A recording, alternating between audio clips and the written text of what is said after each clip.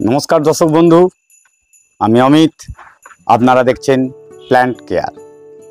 आज के प्लांट केयारे आपनादेर काछे जेटी आमादेर उपस्थापनार विषय सेटी हच्छे आबार रजनीगंधा।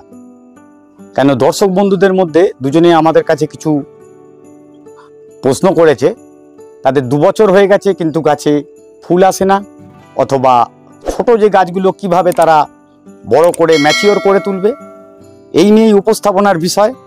আসুন দেখতে থাকি আমরা আমাদের ফুলের জগতে আরেকটি নাম তাকে সঙ্গে নিয়ে আপনাদের আজকে উত্তর দেব। নিশ্চয়ই আপনারা ভিডিওটি সম্পূর্ণ দেখবেন, ভিডিওটি স্কিপ করবেন না। আমরা আগেও বলি কারণ তার বলে দিয়েছি। ভিডিওটি দেখলে অবশ্যই লাইক করুন, আপনাদের লাইক আমাদের অনুপ্রেরণা। আপনারা যত বেশি লাইক করবেন তত অনুপ্রাণিত হব আরও সুন্দর ভিডিও তৈরি করার জন্য। আর কমেন্টস, আপনাদের কমেন্টসের ওপরে আমরা নতুন ভিডিও করার চেষ্টা করি। আপনারা যদি কোশ্চেন না করেন আমরা কি করে জানাবো যে আমরা কি করতে চলেছি বা কি করব। আসুন দেখে নেওয়া যাক আজকের উপস্থাপনার বিষয়। আগের দিনে যে ভিডিওটি আমরা করেছি সেই ভিডিওটা আপনারা সকলেই মোটামুটি দেখেছেন। যারা দেখেছেন তারা তো বুঝেই গেছেন কি করে গাছ করতে হবে, আর যারা এখনও দেখেননি দেখবেন। অবশ্যই ভিডিওটিকে দেখে লাইক কমেন্ট শেয়ার যা করার করবেন, আর চ্যানেলটিকে সাবস্ক্রাইব করে নেবেন। চ্যানেলটি সাবস্ক্রাইব করে নিলে নতুন ভিডিও আপডেট হলেই আপনারা দেখতে পাবেন কি হতে চলেছে। যাই হোক, আজকে আগের দিন বলেছিলাম গাছের এগুলো ভাঙবেন না, এই যে বাল্ব রয়েছে বাল্ব ভাঙতে বারণ করেছিলাম, কিন্তু আজকে যে ভিডিওটি করছি তাতে ভেঙে কিছু আপনাদের দেখাবো আমি। কেন এই ছোট চারাগুলিকেই আমরা ম্যাচিওর করার চিন্তাভাবনা নেবো আজকের। এই ছোট চারা থেকে কি করে বড় গাছ হবে, ম্যাচিওর না এলে ফুল আসবে না, এই নিয়ে বিস্তারিত আলোচনা আপনাদের সামনে তুলে ধরছি। দেখতে থাকুন আজকের ভিডিও। আমরা বলেছিলাম গাছের গোড়ায় বেশ কিছু মিলিবাগ হয়, মিলিবাগ সেই গাছের পুরো রসটি খেয়ে নিয়ে গাছের ফুল আসতে দেয় না। এই মিলিবাগ আপনারা দেখতে পাচ্ছেন এর কাছে রয়েছে, ছোট বাল্বেও আছে।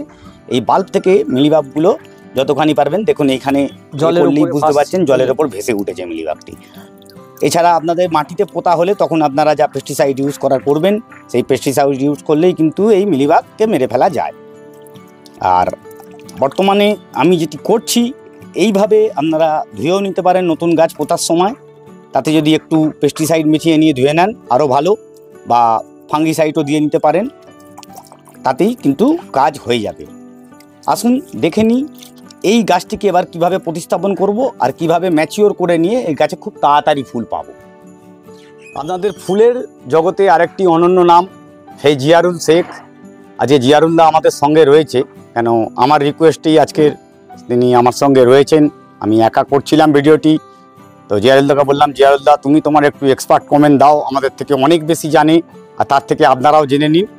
আসুন জিয়ারুলদা, আজকের যে ভিডিওটি আমরা করছি এতে এই যে মিলিবাগ সম্বন্ধে তো আমি এক্ষুনি বললাম ব্যাপারটি, কিন্তু মিলিবাগ এখানে যেটা বলছিলে তুমি একটুখানি সবার সামনে তুলে ধরলে আরো ভালো হয়। অবশ্যই আমি অভিজিৎকে বলবো দেখাতে। এই যে মিলিবাগ দেখো, এইগুলো হচ্ছে মিলিবাগ, এখানে সবাই দেখতে পাচ্ছ।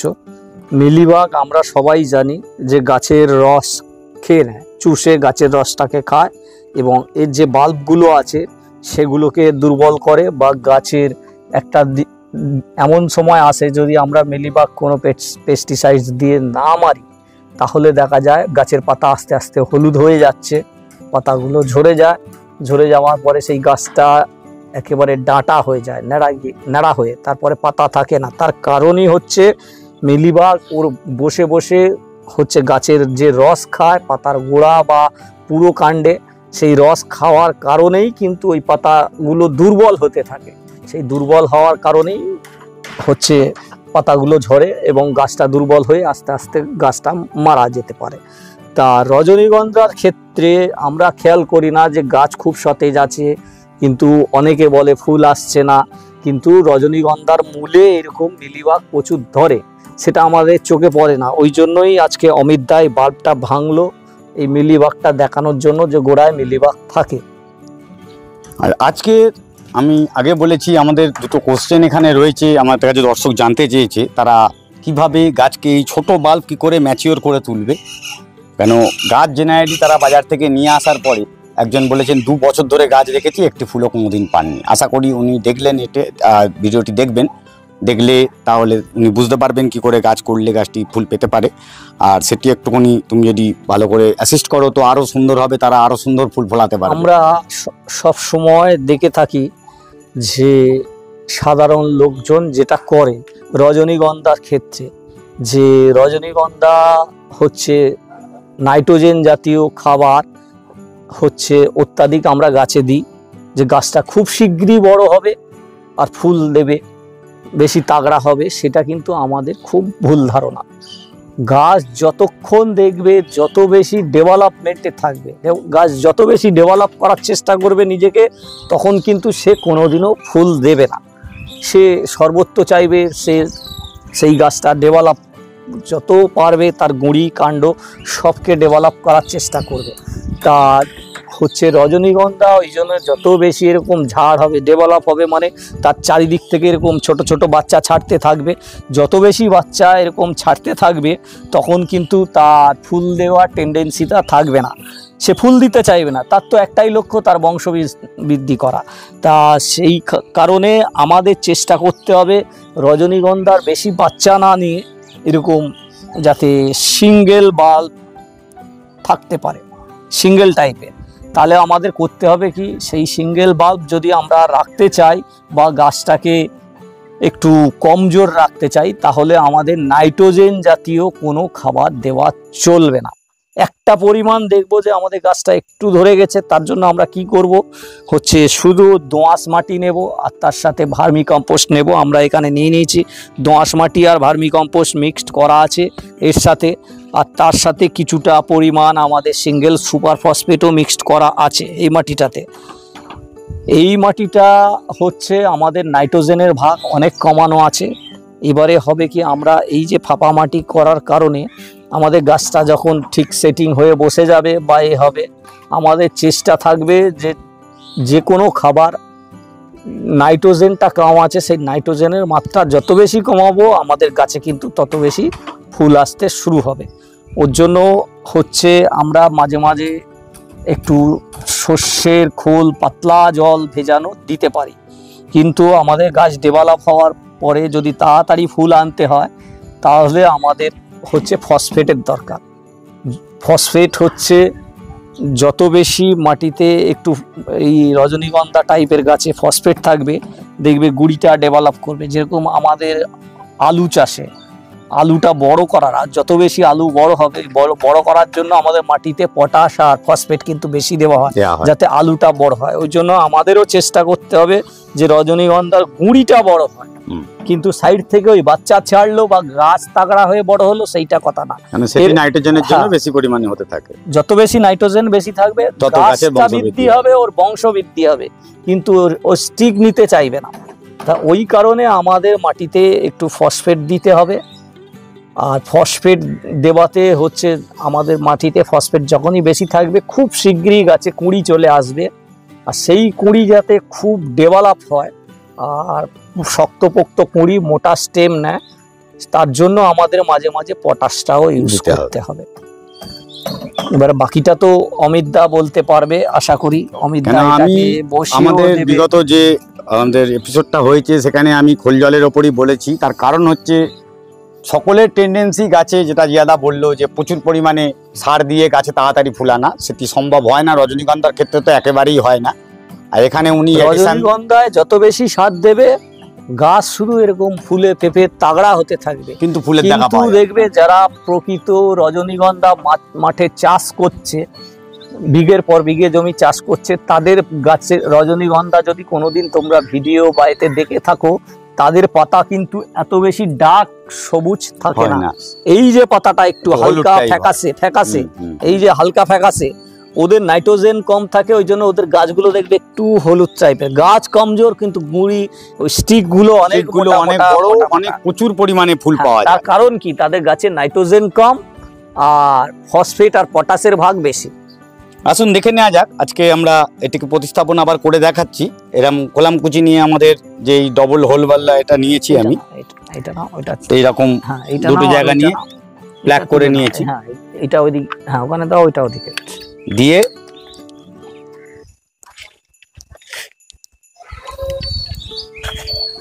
মাটিটা অবশ্যই আমরা যখনই করব টবে করব এরকম একটু শুকনো করে, আগে থাকতে শুকনো করে তৈরি করে রেখে দিতে পারলে খুব ভালো। দেবো। মাটিটায় যাতে একটু ফসফেট থাকে সেটাও আমাদের খেয়াল রাখতে হবে। গাছটা আরেকটু উপরে দিয়ে দাও, তাহলে গুঁড়িটা একটু, আমাদের যত গুঁড়ি ওপরে থাকবে তত বেশি লাভ। গুঁড়িটাকে আমরা চেষ্টা করব একটু উপরের দিকে রাখার, কারণ গুঁড়ি নিচে যত বেশি চাপা পড়বে। দর্শককে দেখাতে পাচ্ছি না, আমরা যে লাস্ট এপিসোডে যে গাছটি দিয়েছি সেটি অন্য জায়গায় রয়েছে আমার, সেখান থেকে সে গাছে অলরেডি কিন্তু ফুল এসে গেছে। হ্যাঁ, আজকে 10-12 দিনের মধ্যেই কিন্তু ফুল এসে গেছে। একটা রজনীগন্ধার ক্ষেত্রে আমরা খেয়াল রাখবো, আমরা বেশিরভাগ করি যে রজনীগন্ধার এইসব পাতা পোতাগুলো কেটে দিই বসাবার সময়, দিয়ে তারপরে হচ্ছে রজনীগন্ধা হচ্ছে বাল্ব তোলার পরে পাতা পোতা কেটে আমরা শুকিয়ে নেব বছরে অতি অবশ্যই।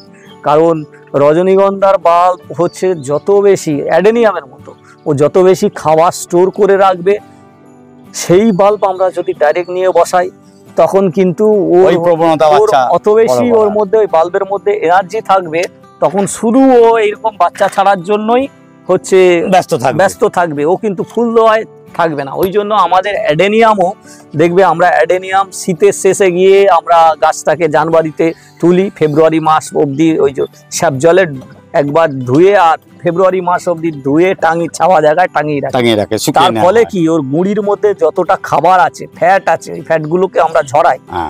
সেই ফ্যাট যখনই ঝরবে বাল্ব থেকে, এই বাল্ব থেকে রজনীগন্ধায়ও যেরকম ঝরানো, এই বাল্ব থেকে ঝরবে, তত শীঘ্রই কিন্তু ওর তখন চেষ্টা হচ্ছে ফুলই আসবে।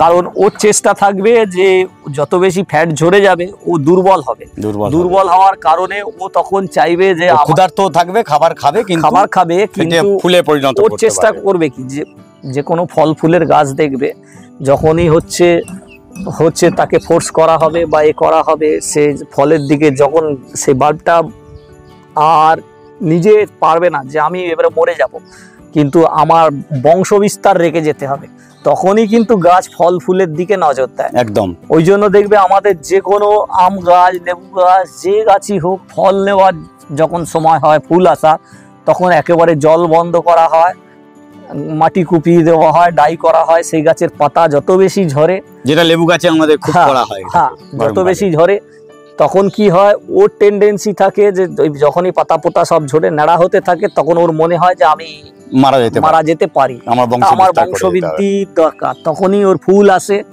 তারপরে ফুল আসার তারপরে গিয়ে আমরা সেই গাছটাতে জলের পরিমাণ বাড়াই, খাবারের পরিমাণও বাড়াই। এর ক্ষেত্রেও তাই, বাল্বটা তো আমরা ঠিক ড্রাই করে নিয়েছিলাম, এইবারে মাটিতে যখন বসিয়ে দেবো বাল্বটা আমরা খুব নিচে মাটির নিচে বসাবো না, চেষ্টা করব বাল্বটা একটু উপরে উঠিয়ে বসানো। তার কারণ যদি নিচুতে মাটিতে বসে যায় তখন ওই নিচেই ওর টেন্ডেন্সি থাকবে বাচ্চা দেওয়ার, আর বাল্বটা যতটা বেশি উপর দিকে উঠে থাকবে রজনীগন্ধার, তখন ওই বাচ্চার দিকে ওরে থাকবে না, ওর বংশ যে ওই ফুল দিয়ে সেইখান থেকে বীজ করা বা এ করা, সেই দিকটা খেয়াল থাকবে। তা আমরা যদি ফুল নিতে চাই তখন কিন্তু আমাদের গাছকে টান রাখতে হবে, নইলে যত বেশি জল বা সার দিয়ে দেবো তখন কিন্তু ও আবার ফুলের দিকে ন্যাক থাকবে না, ওর বংশবৃদ্ধি সবুজ এরম পাতা, ওর নিজের ডেভেলপ সেই দিকে। ওর জন্য রজনীগন্ধা সর্বক্ষণ আশা করি টান দিয়ে রাখতে হবে। যিনি বলেছেন গাছ বাজার থেকে আনার পরে আর গাছে একবার ফুল হওয়ার পরে ফুল হয় না, উনি খুব ভালো করে বুঝিয়ে দিলেন গাছটি কি করলে আপনার ফুল ফুটবে। আরও একটি কোশ্চেন এখানে, খুব ভালো কোশ্চেন রয়েছে আমাদের কাছে, যারা আরেকজন করেছেন আমাদের কাছে, নতুন গাছ কি করে ডেভেলপ করব, এটি একটি খুব ভালো কোশ্চেন। নতুন গাছ ডেভেলপ করতে গেলে এই ছোট চারাকে আমরা ডেভেলপ করে নিতে হবে আমাদের পরবর্তী সিজনের জন্য। এ সিজনে ফুল আসতেও পারে, নাও আসতে পারে, যদি ম্যাচিওর হয় তাহলে ডেফিনেটলি আসবে, আর নতুন চারা একটু ডেভেলপ করবে সেটাও একটুখানি আমাদের বলে দিচ্ছে কি করলে ভালো। যেহেতু নতুন চারা, এরকম ছোট চারা, এরা কোনো বাল্ব হয়নি, এইগুলো দ্রুত গতিতে বড় বাল্বের দরকার বা গাছটা খুব হেলদি করার দরকার, তবে গিয়েই ওর বাল্ব তৈরি হবে। সেক্ষেত্রে আমরা এই যেরকম গাছ বসিয়েছি ও মাটিতেই বসাচ্ছি, কিন্তু হ্যাঁ এইটার ক্ষেত্রে আবার একটু আমরা নাইট্রোজেনটা বাড়াবো যাতে গাছটা ডেভেলপ করার জন্য। আর আমরা এইটার ক্ষেত্রে তো এইটা আমরা ডেভেলপ চাইছি না, এটা ফুল চাইছি, ওই জন্য এইটাতে আমরা নাইট্রোজেন কম দেব। আর এই যে চারাটা এইটা হচ্ছে আমাদের ছোট বাল্ব, একদম ছোট। এগুলোকে আমাদের একটু হেলদি করার দরকার, সেহেতু আমরা এটাতে নাইট্রোজেন, যে খাবারের নাইট্রোজেনের ভাগ বেশি, আমরা নাইট্রোজেন দেব।